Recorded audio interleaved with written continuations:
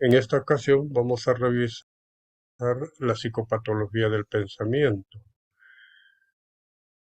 Haciendo una definición de lo que es el pensamiento, podemos decir que es un proceso de relación consciente del hombre como unidad que, a partir de los conocimientos recogidos a través de la experiencia por medio de la sensopercepción y almacenados y evocados por la memoria, los une y los combina de formas diversas por medio de la imaginación, obteniendo conocimientos nuevos que le permitan una mejor adaptación.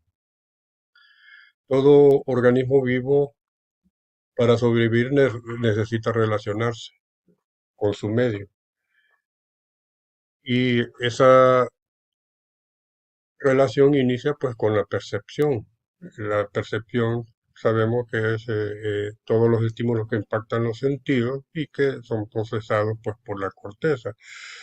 Desde los seres unicelulares hasta llegar al hombre, que es dijéramos, la máxima evolución desde el punto de vista ontogenético y filogenético, aparece la percepción. En la percepción, pues, como decía, son los estímulos que impactan nuestros sentidos. Entonces, un estímulo es percibido y este nos lleva a una respuesta que puede ser placentera o una respuesta displacentera. Por ejemplo, un niño pequeño va en un canasto unos chiles rojos. A los niños pequeños les llama mucho la atención los colores y lo más frecuente es que se lo lleven a la boca. El estímulo, el chile, el niño lo percibe y lleva la respuesta, se lo mete a la boca, lo mastica. ¿Qué respuesta va a tener? Lógicamente de displacer. Eso es el modo de relación más simple que existe y eso va desde los seres unicelulares. Pero ya en el hombre, más complejo, su cerebro, ¿verdad? Donde aparecen ya otros componentes de la función cerebral. Veamos el modo de relación más complejo. Seguimos lo mismo. Un estímulo es percibido, nos lleva a una respuesta. Esta respuesta es guardada en la memoria, o sea, de placer o displacer. El niño mordió el chile, le ardió hasta el alma al chiquitín y esa respuesta la guarda en la memoria. Luego la combina a través de la imaginación, emite un juicio y da una respuesta más adaptada a su condición y a su ambiente. Volvemos al ejemplo. El estímulo, el chile rojo, es percibido, el niño se lo lleva a la boca, es la respuesta, y le causó un displacer.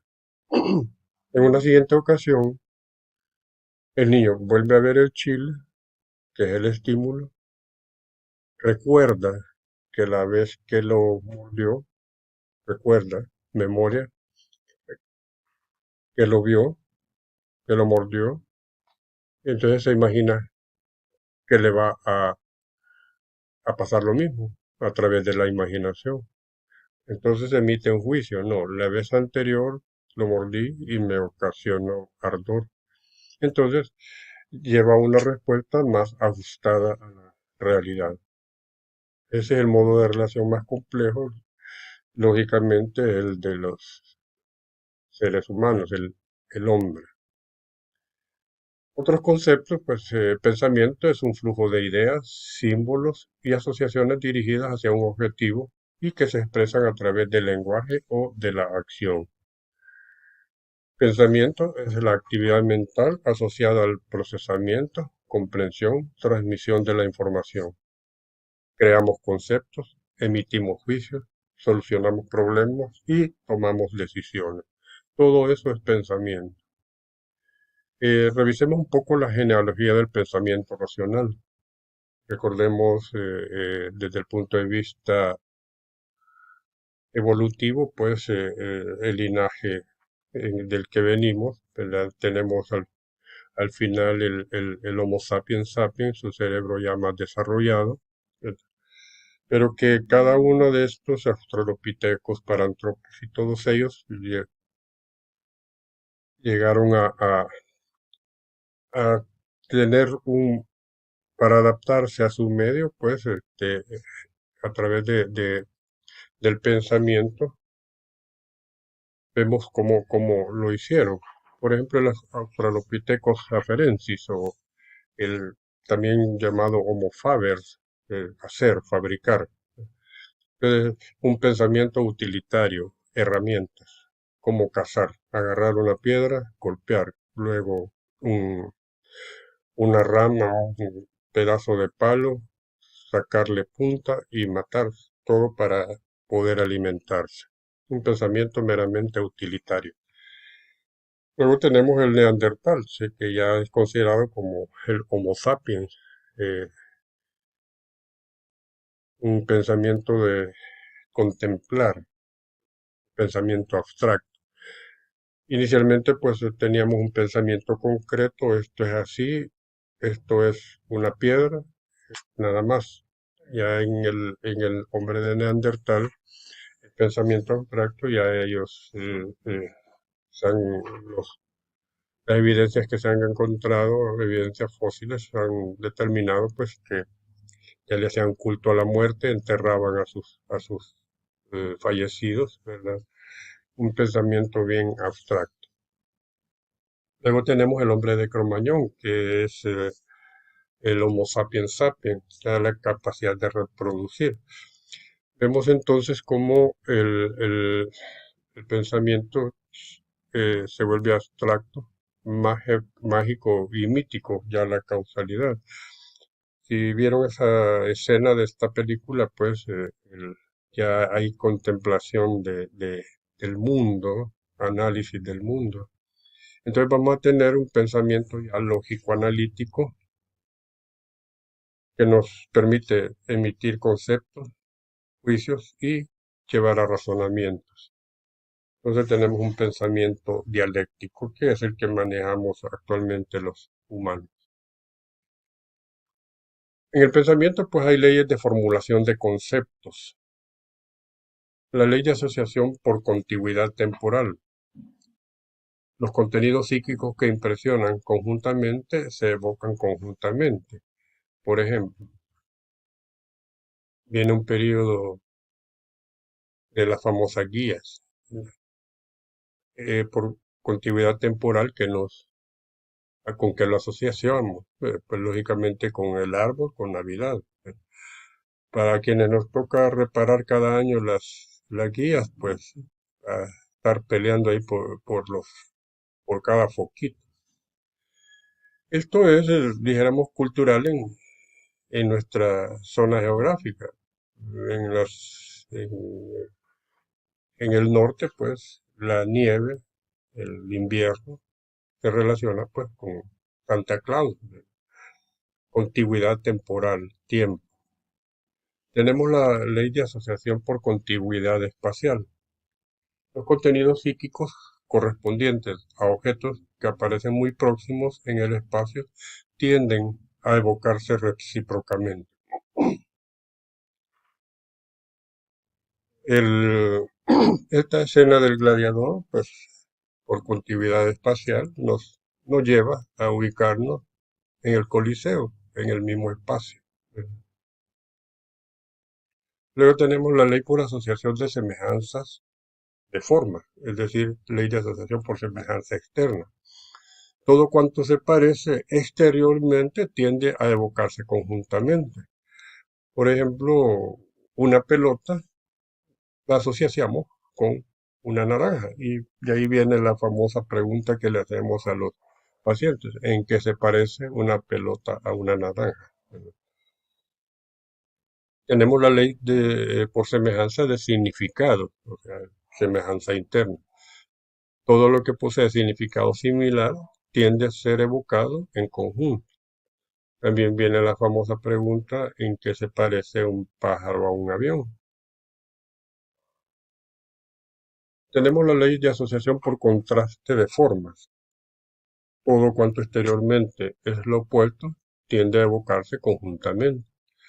Entonces tenemos un gordo, obeso, entonces por contraste, lógicamente, es el seco, el delgado. Tenemos la ley de asociación por contraste de significado.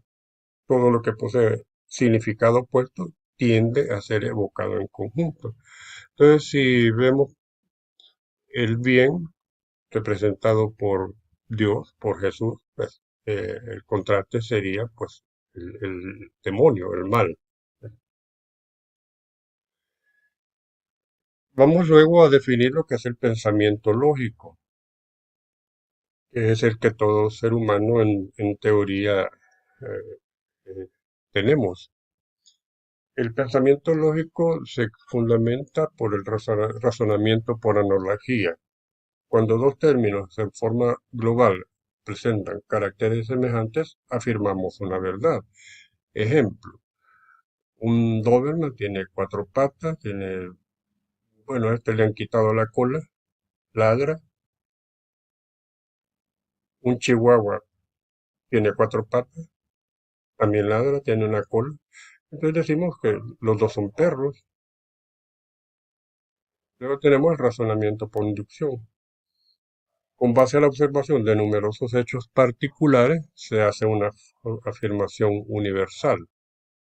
Un gato maulla, otro gato maulla, por lo, por lo que decimos pues, que todos los gatos maullan.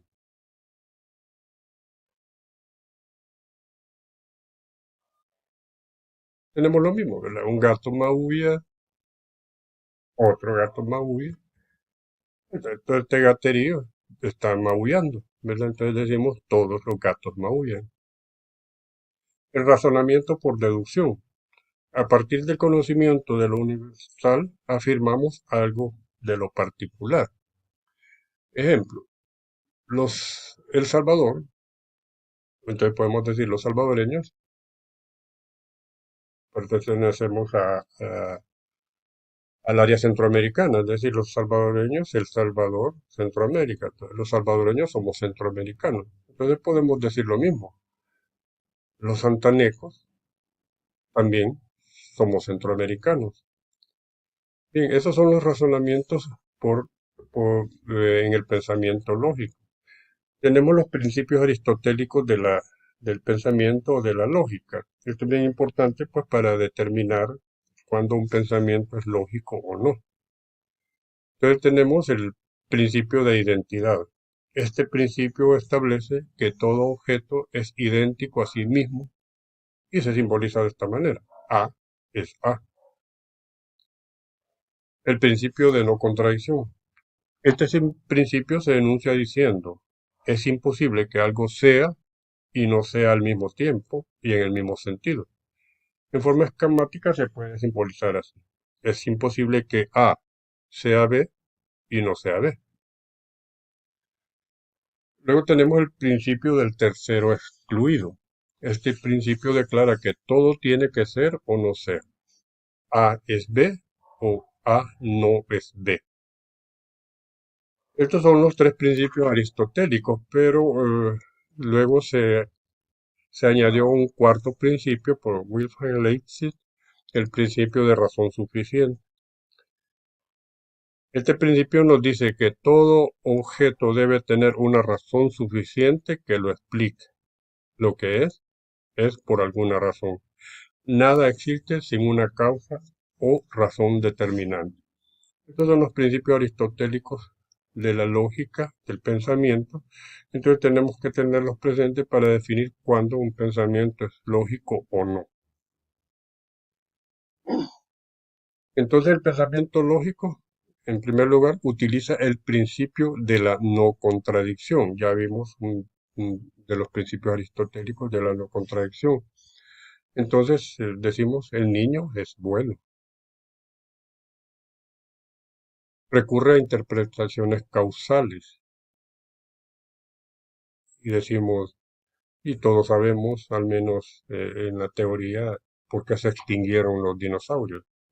Un asteroide eh, chocó en la península de Yucatán, eso ocasionó fenómeno invernadero pues se extinguieron en el 75% de las especies que habitaban en la Tierra en ese periodo. Tenemos entonces una interpretación causal. Cuando entramos entonces a los trastornos del pensamiento, entonces vamos a decir que el pensamiento lo evaluamos en tres grandes áreas, en la forma, el curso y el contenido. Forma, curso y contenido. Empecemos entonces la forma, los trastornos en la forma. En primer lugar tenemos el pensamiento paralógico. El pensamiento paralógico no utiliza el principio de no contradicción, no lo utiliza. Entonces decimos, en aquel caso, el niño es bueno y malo a la vez. Aquí en esta imagen pues representamos el bien y el mal a la vez. Recurre a interpretaciones no causales. El famoso labio y paladar hendido. Dicen que si una mujer embarazada ve un eclipse, el niño va a salir comido de la luna, dice. ¿Verdad? Eso es las interpretaciones no causales. También el pensamiento paralógico acepta la identidad basada en predicados idénticos. Eh, por ejemplo, un paciente llega diciendo que él es Jesús, ¿verdad? Entonces, cuando uno le pregunta por qué dice que es Jesús, entonces él puede dar esta respuesta. Eh, Dios castiga, mi papá me castiga. Entonces, mi papá es Dios. Como yo soy su hijo, entonces yo soy Jesús. Entonces, eso es el pensamiento, cuando se acepta la identidad basada en predicados idénticos. Los nexos asociativos se vuelven nexos causales. Por ejemplo, el concepto de miasma, cuando en las grandes epidemias en Europa eh, la gente moría así como estamos viendo ahora con el COVID, aunque en aquella época las pestes barrían con las dos terceras partes de la población, entonces la gente le tenía miedo al miasma, ¿verdad? Se suponía que era lo que los mataba. Luego tenemos el pensamiento mágico.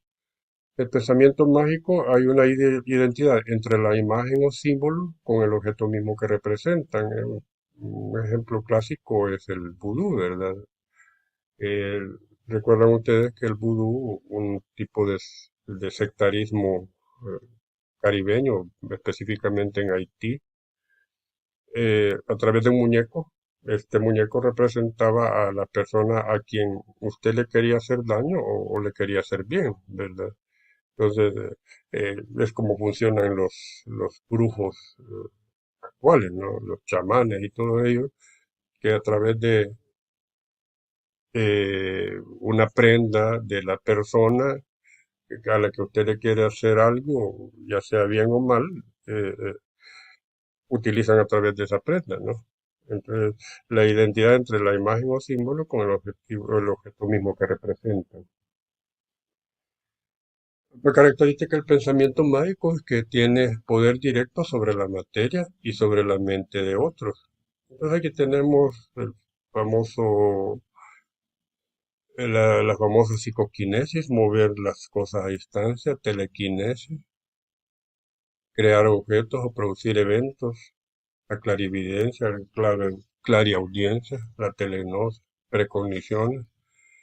el control del pensamiento de otras personas y los milagros, sin querer ser irreverente a la religión, los milagros son considerados dentro del pensamiento, pues como un pensamiento mágico.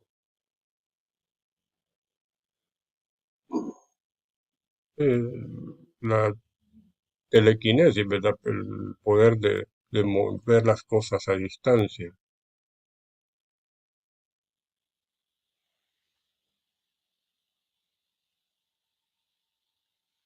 También tenemos que el pensamiento mágico, aceptar la existencia de seres con características superiores a las del hombre. Entonces tenemos los animales totémicos, ¿verdad? Hay una teoría que cada uno de nosotros tenemos un animal totémico. Lo vimos, por ejemplo, en las películas de Harry Potter. Cada quien tiene su animal totémico y que tiene características superiores.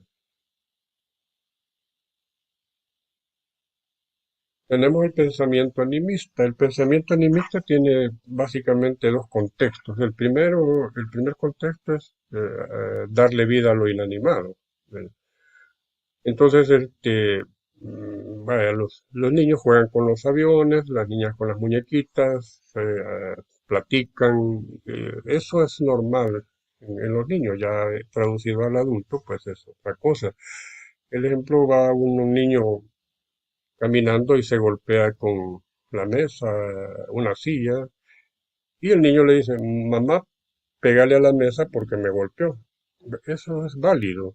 Ahora, lo que no es válido es que uno de adulto va caminando, se golpea en la mesa y eso le genera cólera y empieza a darle patadas a la pobre mesa, ¿verdad? Ese es un pensamiento animista. Animista también viene de ánima, que es el otro contexto, ánima, alma. Entonces es hablar con los espíritus. Los espíritus, por ejemplo, las personas con Alzheimer, ya en su grado de deterioro, pues hablan con los padres que ya murieron hace mucho tiempo. Ese es un pensamiento animista. Hablar con Dios, con la Virgen. Entonces, eso se consideraría pues un pensamiento animista. Tenemos el pensamiento telepático, es aquel que conlleva adivinación, la capacidad que tenemos o lo que tienen las personas de leer la mente, lo que usted está pensando, ¿verdad?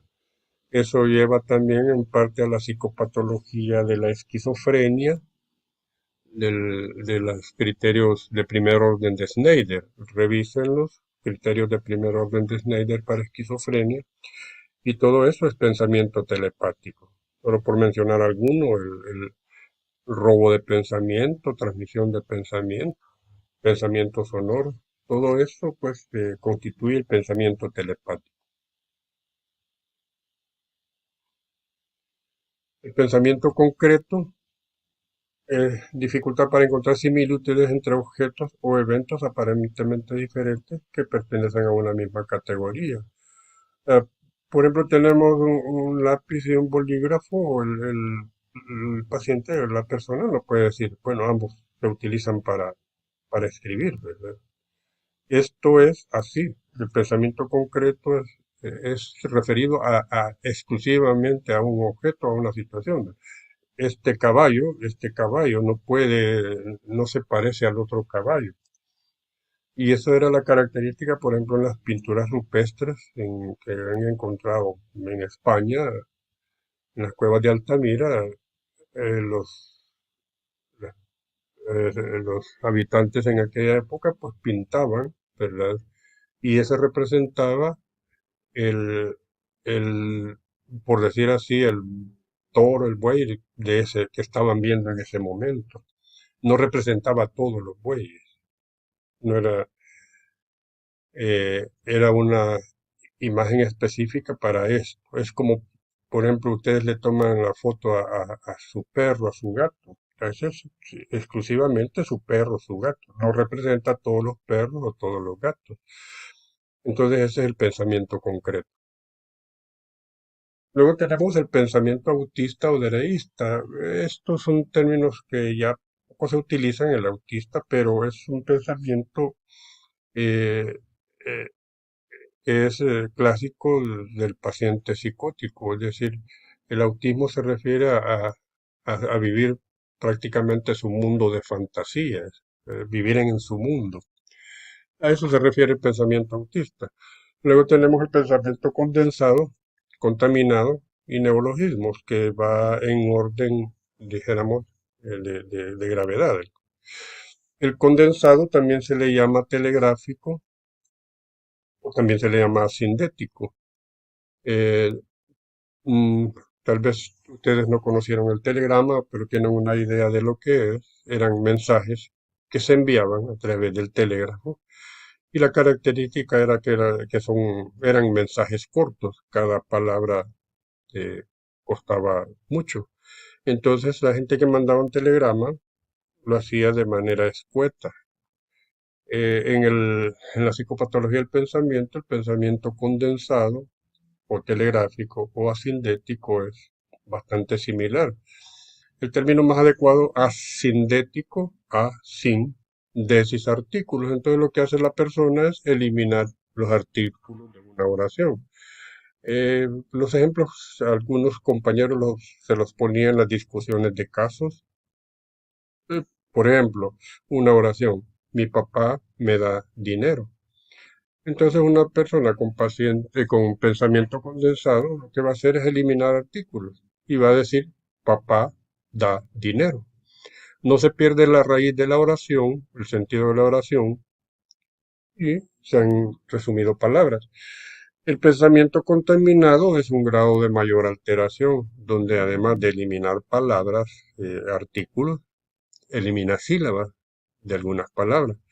Y por decir, elimina la última sílaba de la primera palabra y la primera sílaba de la última. Entonces la misma oración, mi papá me da dinero, el condensado dice papá da dinero, el contaminado diría pa danero. Y eso constituye un neologismo, una palabra que solo para el paciente tiene significado.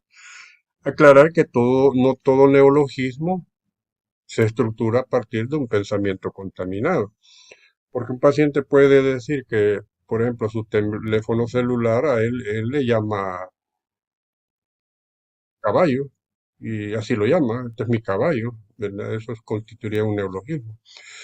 Entonces, condensado, contaminado, neologismo. Culturalmente nosotros tenemos, por dar ejemplos, algunos tipos de pensamiento condensado y contaminado.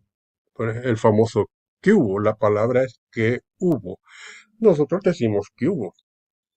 El más utilizado, pienso yo, es el famoso juela. ¿De dónde viene juela? Bueno, primero era hijo de, después era hijo y ahora es juela. Entonces cuando nosotros decimos juela, estamos echando una puteada extra large, ¿verdad? Luego tenemos los trastornos en el curso del pensamiento. En el curso evaluamos la velocidad y la secuencia. Según la velocidad, el pensamiento puede haber bradisiquia, taquisiquia. Bradisiquia, el pensamiento va lento. Pero ¿cómo lo medimos? A través del lenguaje. Entonces, si el paciente presenta bradilalia, habla despacio, entonces lógicamente hay bradisiquia. Ejemplo clásico, los pacientes depresivos. Un paciente depresivo, eh, su tiempo pregunta-respuesta está prolongado, usted le pregunta cómo se llama, le responde lentamente y como decimos, se pone a pensar las respuestas, ¿verdad? Eso es una bradisiquia, que lo medimos a través del lenguaje, la bradilalia. Lo contrario sería pues la taquisiquia, un pensamiento que va rápidamente, a gran velocidad. Entonces lo vamos a medir a través del lenguaje, que es taquilalia. Y la taquilalia tiene dos formas, la famosa logorrea y la famosa verborrea. Algunas literaturas lo ponen como sinónimo. No son sinónimos, ¿verdad? No lo son. La tarea es que investiguen qué es logorrea y qué es verborrea. Luego tenemos la secuencia. En la secuencia es cómo se van uniendo las ideas. Si recordamos el esquema inicial de los trastornos del pensamiento, vemos forma, curso, contenido. Entonces, imaginémonos que los círculos o las esferitas son las ideas o estímulos tanto internos como externos. Entonces, eso los vamos uniendo de manera tal que vamos a llevar a un fin específico, que es lo que queremos expresar. Y eso constituiría pues el pensamiento coherente, coherente. Vamos uniendo las ideas o los estímulos de tal manera que nos lleven a un fin o a un propósito determinado. El ejemplo clásico es esto. En este momento estamos hablando de la psicopatología del pensamiento. Ya evaluamos la forma. Estamos en este momento evaluando el curso y posteriormente vamos a ver el contenido del pensamiento y eso es una secuencia, cómo vamos uniendo. ¿Cuál es el propósito? Que al final del tema ustedes comprendan lo que es la psicopatología del pensamiento. Entonces esto sería el pensamiento coherente. Luego tenemos el pensamiento disgregado. Disgregado es aquel eh, pensamiento que por momentos pareciera que lleva una secuencia lógica, pero de repente aparece con una idea que no tiene nada que ver. Vuelvo al ejemplo. Estamos hablando de la psicopatología del pensamiento. Ya vimos cuáles son los trastornos en la forma. Estamos en este momento viendo cuáles son los trastornos en el curso. Y saben cuándo juega la selección de fútbol de nuevo. Vieron el concepto, vieron, salí con una idea que no tenía nada que ver en lo que estamos discutiendo. Ese es el pensamiento disgregado. Luego tenemos el pensamiento incoherente. Es aquel pensamiento en que las ideas no se unen en ningún momento. Yo puedo estar en este momento viendo que va un avión, pero ahí digo, ese avión vuela alto. Oigo el sonido de un bus que va ahí, y ese bus va echando un montón de humo. Entonces, en ningún momento uno las ideas. Veo avión, este avión va volando alto, ese bus va echando un montón de humo, aquella vieja estaba de gritar y gritar. O sea, en ningún momento uno las ideas. Y por último, en este sentido tenemos las argonofasias. También se le llama ensalada de palabras. Eh, Desde el punto de vista lenguaje, pues la persona en este sentido pierde la capacidad social del lenguaje, que es la comunicación. Es solo palabras sin sentido, sonidos guturales. Vemos en el servicio de crónicos, el pabellón de crónicos, muchos pacientes que ya perdieron la capacidad social del lenguaje, ya no hay comunicación. Sonidos guturales, palabras sin sentido. Tenemos el pensamiento circunstancial y lo voy a continuar con el tangencial. Según la Real Academia de la Lengua Española, a estas dos se le llama cantinflado, de Cantinflas. Si ustedes han visto alguna película de Cantinflas, se dan cuenta cómo él habla. Algunas veces circunstancial, a veces tangencial. Circunstancial, ¿qué significa? Irse por las ramas, pero llegar a la raíz del asunto. Entonces yo le pregunto su nombre a cualquier persona y la persona me dice, ah, bueno, mm, yo vivo en tal colonia, ¿verdad? Entonces en el pasaje X, y allí vive la señora tal, la niña María. Y la niña María conoce a mi mamá. Y mi mamá me puso, y ya dice su nombre. Entonces, el circunstancial es que gira, gira, gira, pero llega al punto. Contrario es el tangencial. El tangencial es que nunca llega a la idea. Usted le pregunta su nombre y le dice todo eso. Yo vivo en el pasaje tal, en la colonia tal, mi vecina es tal, pero jamás le va a decir su nombre. Ese es el tangencial. Luego tenemos el bloqueo. El bloqueo simplemente es una persona que está hablando y súbitamente detiene su flujo giratorio, que es lo que acabo de hacer. Estoy hablando y me detengo, que puede ser por una idea intrusa, por una alucinación, por cualquier cosa, pero detengo mi flujo ideatorio y lo retomo, ya sea la misma idea o con otra. Entonces, eso es el bloqueo. El retardo es el mismo bloqueo, solo que hay problemas en la articulación, ¿verdad? Ya recuerdan ustedes los trastornos del lenguaje y hay problemas de la articulación. Y entonces uno de ellos, por ejemplo, es el tartajeo. Entonces el paciente como, por decirlo así, se le traba la velocidad y entonces mejor se queda callado, ¿no? Entonces eso es el retardo. El lacónico es aquella persona que solo da respuestas simples. ¿Le duele la cabeza? Sí. ¿Tiene hambre? No. Respuestas simples, sencillas. La perseveración es aquella fijación en determinadas oraciones, ¿verdad? Ustedes llegan donde un paciente y se presentan, ¿verdad? Eh, podemos hablar un momento, soy el doctor X. Sí, sí, está bien, pero me va a dar el alta. Vaya, después de que hablemos, vamos a hablar sobre eso. Sí, sí, pero me va a dar el alta. Y en ese devenir de me va a dar el alta, me va a dar el alta. Eso es la perseveración. Luego tenemos la estereotipia. La estereotipia es las famosas muletillas. Las famosas muletillas. La mayoría de nosotros tenemos algunas palabras fijas que decimos. Podemos decir que la perseveración son oraciones repetitivas y la estereotipia son palabras. Eh, por decir, no sé, muchos utilizamos, no sé, eh, estereotipia entonces son las famosas muletillas. Luego tenemos la fuga de ideas. En la fuga de ideas vamos a tener un pensamiento incoherente en su secuencia y en su velocidad va a haber taquiciclia, es decir, una persona que habla bien rápido y que va de idea en idea sin unirla.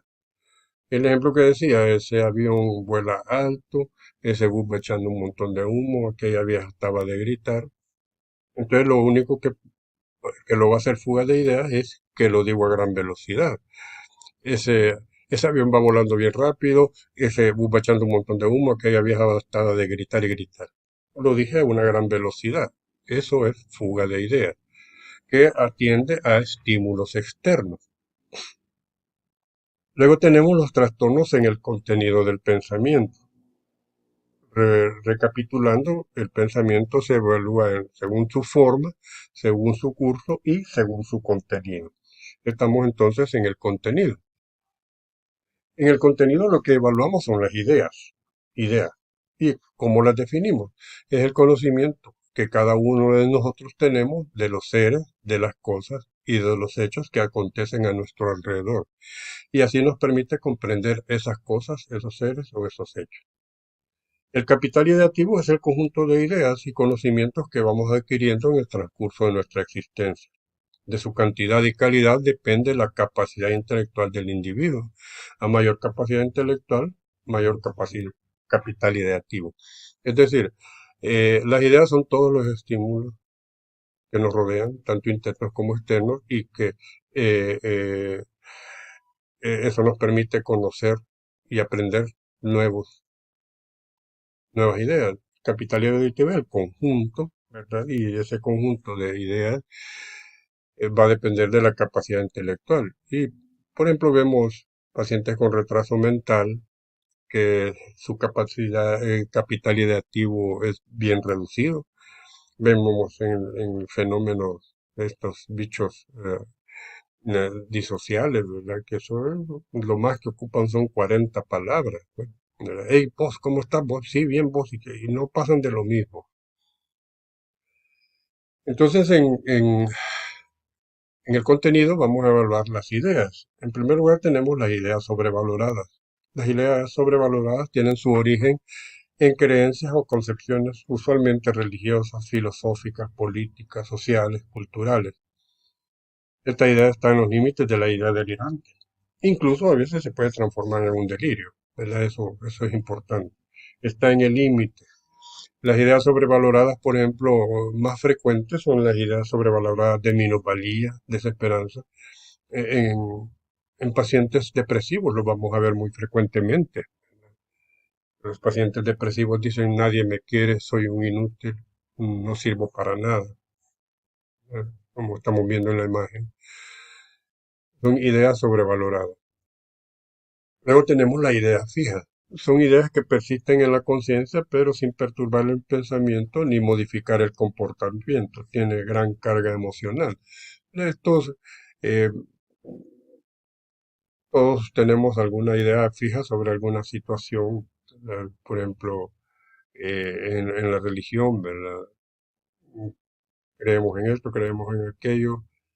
Eso nos despierta una carga emocionalmente, ¿verdad? Luego tenemos las ideas obsesivas. Las ideas obsesivas son ideas erróneas que el mismo paciente las reconoce como erróneas. También reconoce el carácter patológico de la idea. El problema es que el paciente trata de rechazarla y eliminarla de su pensamiento. Esa idea lleva una gran carga afectiva. Esa lucha interna en el paciente provoca gran angustia y ansiedad. Lo explico de esta manera. Las ideas obsesivas son ideas parásitas que se meten a la cabeza sin que uno pueda evitarlas y que generan malestar. No puede eliminarlas y generan malestar. Y eso nos lleva pues a molestia, angustia, ansiedad. Eh, por ejemplo, las ideas obsesivas están ahí, vienen, van, vienen, van. Y creo que a todos nos ha pasado en alguna ocasión. Estamos acostados, dormidos o casi ya a punto de dormirnos y de repente se nos mete la idea, dejé la luz del baño encendida y decimos, no, no, la apagué, no, no, la dejé encendida y en ese vaivén estamos, eso nos genera ansiedad, no, no, la apagué, no, no, la quedó encendida, hasta que nos levantamos a ver y estaba apagada o estaba encendida, no importa. El asunto es que esa idea se nos metió hasta que nos llevó a una respuesta motora que es la compulsión. No sé si recuerdan esta cómic de Arnold, esta muchacha Elvira, su obsesión era el cabeza de balón que ella le decía, ¿no?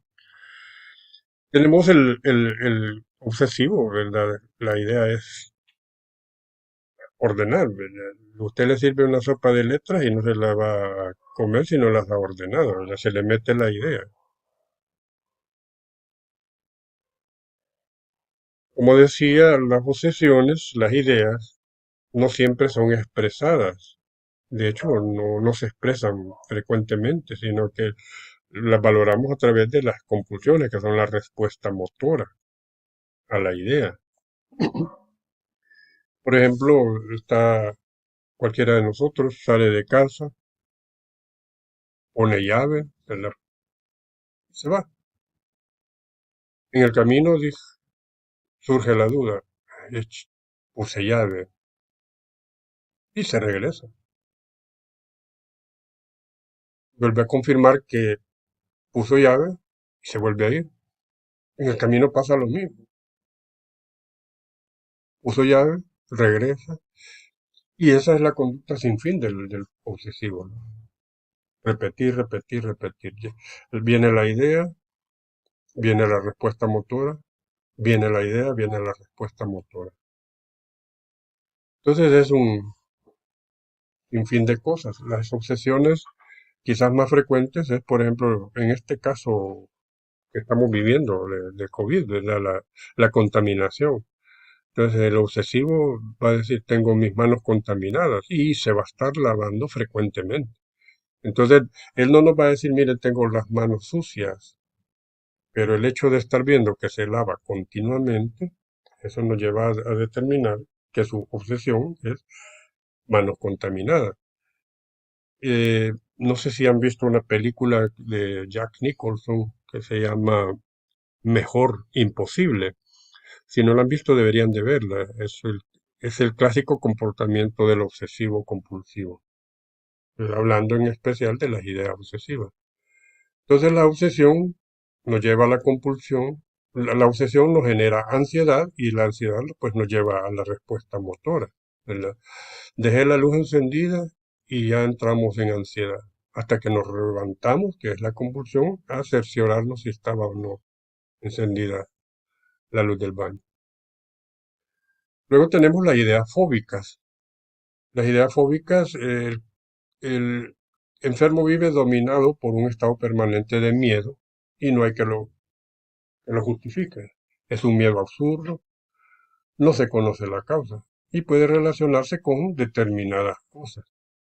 Entonces la fobia simplemente es un miedo injustificado a una situación, a una cosa, a algo, ¿verdad? Es un miedo injustificado.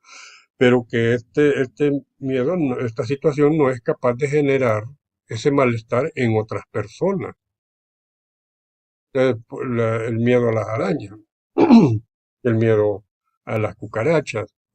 De hecho, las más frecuentes son las zoofobias, miedo a los animales, ¿verdad? Entre ellos, como decía, la araña, los ratones, las cucarachas.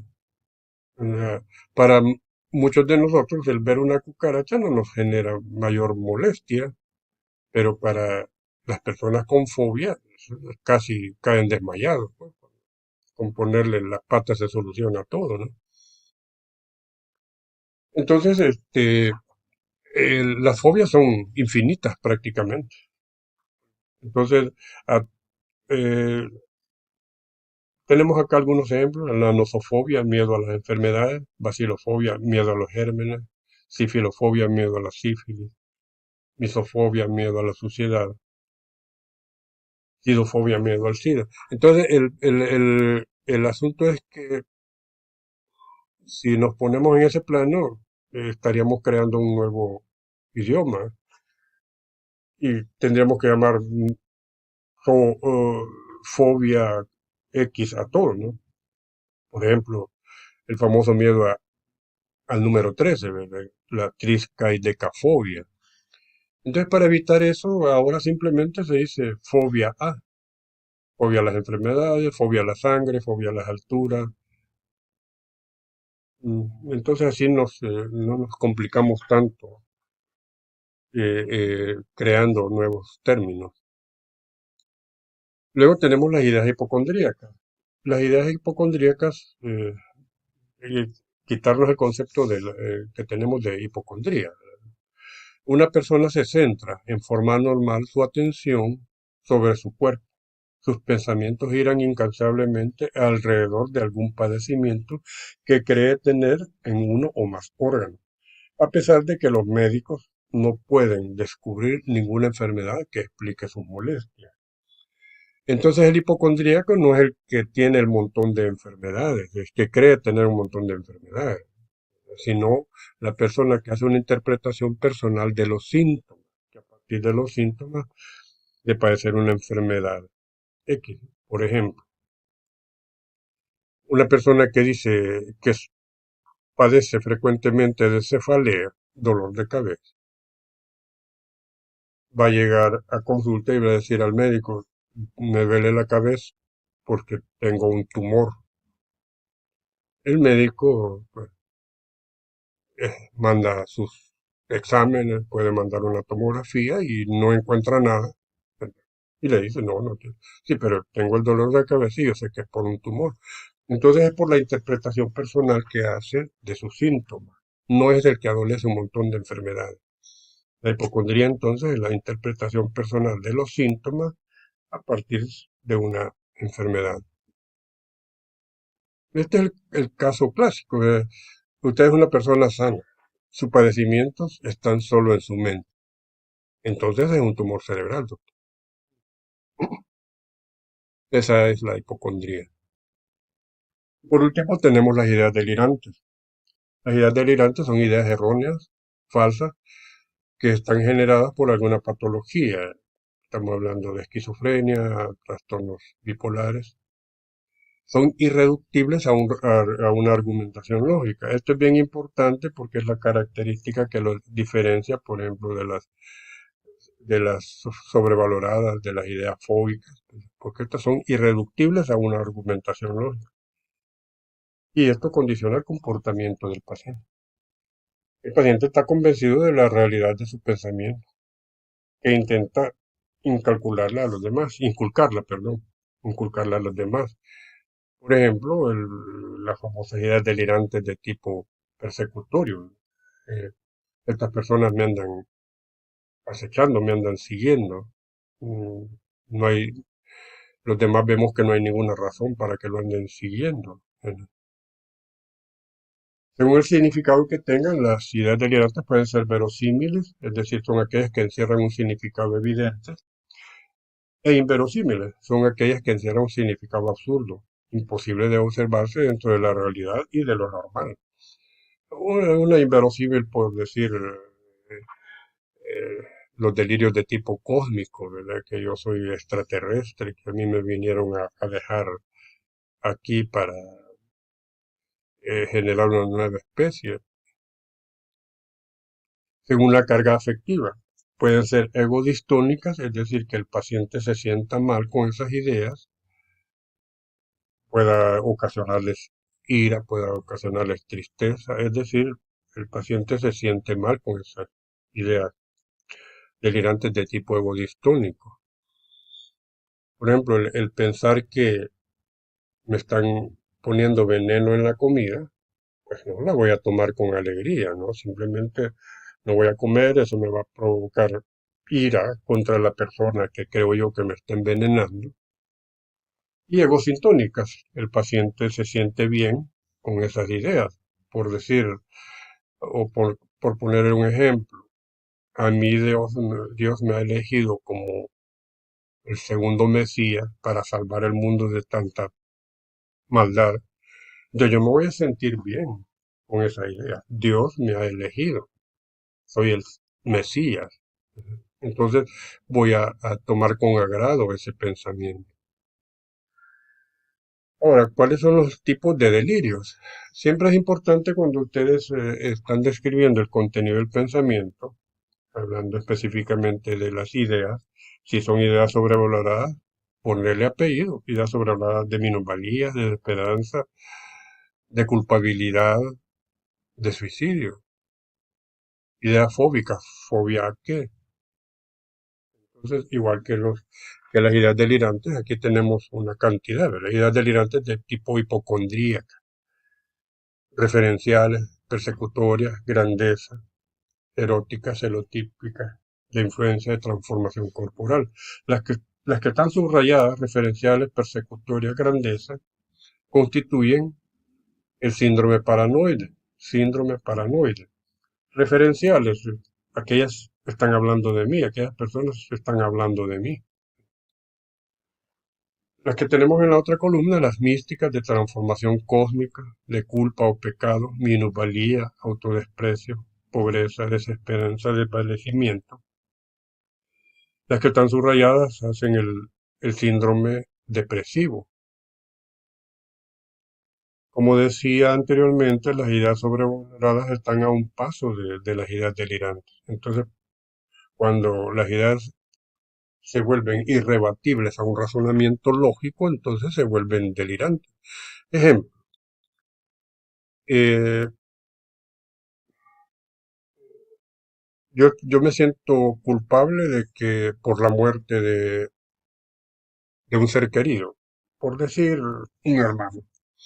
Este hermano iba manejando, andaba tomado y tuvo un accidente, falleció. Y yo me siento culpable por eso. No tuve nada que ver, ¿verdad? Porque yo me siento culpable. Y la persona me dice, "Pero usted no tiene la culpa. él ya mayor de edad, él iba tomado, usted ni cuenta se dio, pero yo me siento culpable. Entonces, eso es una idea delirante de culpa. O sea, no me hacen entrar en razón. Otra cosa fuera, sí, ¿verdad? Pues sí, sí, yo no le dije que chupara este bolito, yo no le dije que se fuera a matar, entonces yo entro en razón. Esa es una idea sobrevalorada. Y tenemos las ideas nihilistas, ¿verdad? Al final. Tenemos aquí algunos ejemplos, ¿verdad? Ideas delirantes. Estas son ideas celotípicas, ideas de tipo persecutorio. Me siguen, me quieren hacer daño. Ideas de autoculpa. Las ideas nihilistas. Me estoy desvaneciendo, mis órganos están podridos o no los tengo. Las ideas de grandeza.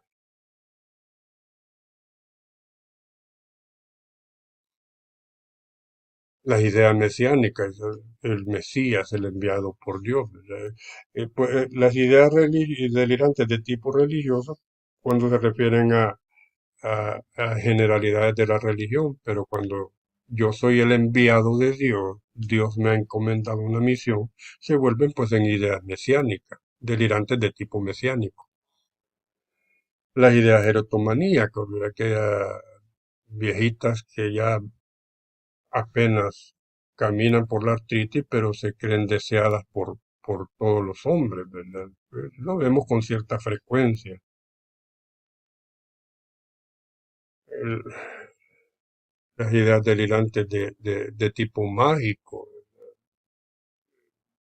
Mucha gente cree en brujerías, eso quitando lo folclórico, pero a veces llegan los pacientes más que todo esquizofrénicos diciendo que les han hecho un mal, que les han hecho una brujería. Aquí hay una serie de síndromes que tienen en el fondo un tipo de delirio. Como tarea, pues, revisarlos para que a lo mejor para fines evaluativos salgan un par de preguntas en el examen. Clarambú, Otelo, Cotard, Capgras, Regoli, Windigo y Coro. Son una serie de síndromes que tienen una idea delirante específica. Eso sería todo.